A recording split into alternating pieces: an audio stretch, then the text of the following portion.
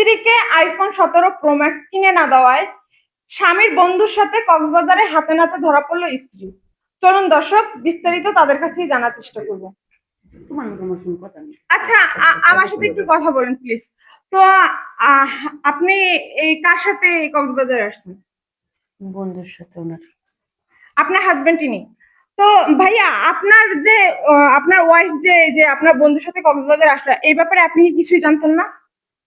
আমি কিছুই জানতাম না, পরে আমি জানছি। ঠিক আছে, শুনেন না পা, আমার বউ, এই যে আমার বউ কত বড় খারাপ জানেন? হ্যাঁ, আমি একটা দোকানদারি করি, এই দোকানদারি মোটামুটি আমার সংসার ভালোই চলে। ঠিক আছে, হ্যাঁ, চলে, চলতেছে। আমারে 5 দিন আগে আমারে কয় যে ওই যে আইফোন ওই 17 প্রো ম্যাক্স একটা কিনা দিতে হইব। তা আমি ওরা দিয়ে গেলাম, আইফোন 17 প্রো ম্যাক্স কত দাম? কয় 1 লাখের উপরে, 1.5 লাখ টাকা না কত টাকা। এত টাকা আমার পক্ষে সম্ভব? আমার পক্ষে তো সম্ভব না যে একবার এই টাকাটাতে আমি মোবাইল কিনা দিতে পারবো। আমি 1 বছরে কিনে দিতে পারি। তার জন্যই আপনার বন্ধুর সাথে শুনেন না, হ্যাঁ, এই 1 বছরে আমার টাকাটা ইনকাম করে তারপর কিনা দিতে হইব। আমি ওরে বুঝাই পেলাম যে ঠিক আছে, তুমি যখন চাইছো আমি তোমার কিনে দেবো, একটু সময় দাও। ঠিক আছে, উই কয় ঠিক আছে, মাইনা নিচ্ছে। মাইনা নেওয়ার পর আমার বাপের বাড়ি যাবো।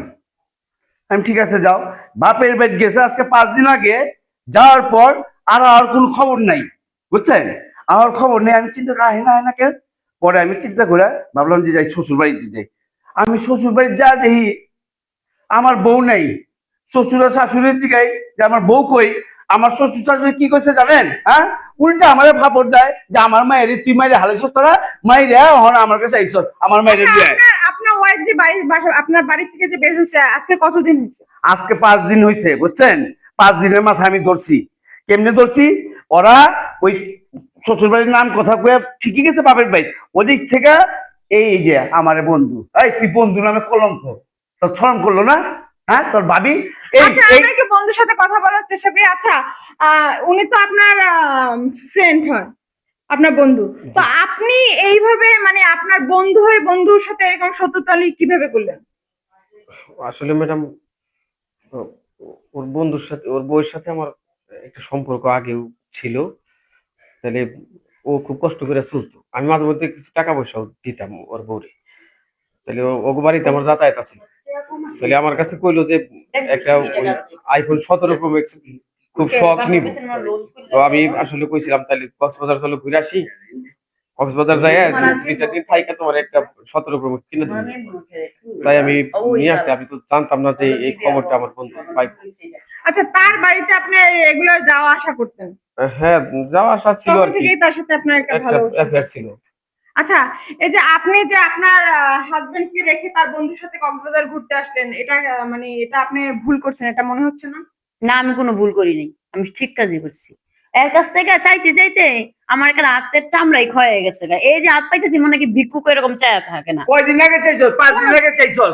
একটা ফোনের দাম 1.5 লাখ টাকা। তোর বাপের আছে, ওইটা ঠিক, আমার তো নাই। আমি 1 বছর 6টা মাস লাগবো তোর কিনে দিতে। তুই ওইটা সময় পাইলি না, মিথ্যা কথা কস।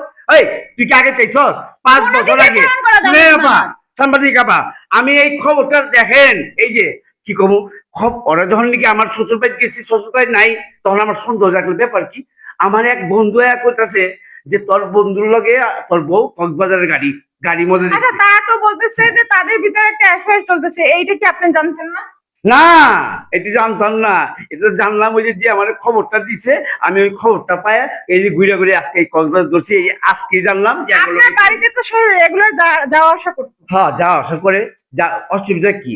যাইতে বিশ্বাস করতেন? বিশ্বাস করে, বন্ধু মানুষ। আসলে সবাই বন্ধু বন্ধুকে বিশ্বাস করে, এটাই বাস্তবতা। আসলে ঘরের বউয়ের জায়গায় বন্ধু হলো বাহিরের জায়গায়।